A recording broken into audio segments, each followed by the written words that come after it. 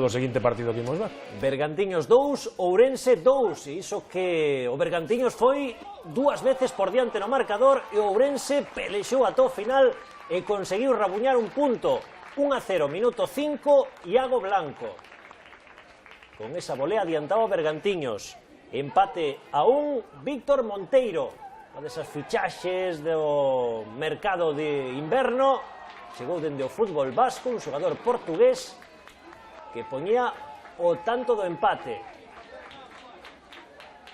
O 2-1 despois dun penalti cometido sobre Borja Facal. Este a xogada. Aí Borja mete o corpo, forza o penalti. E o penalti que vai a transformar Iago López.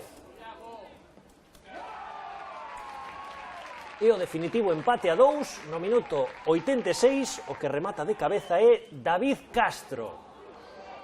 A saída dunha falta supera por arriba a Christopher. Dos equipos de arriba gañou o Compos, gañou o Barco, poucos máis, entre os 10 primeiros. Un enfrentamento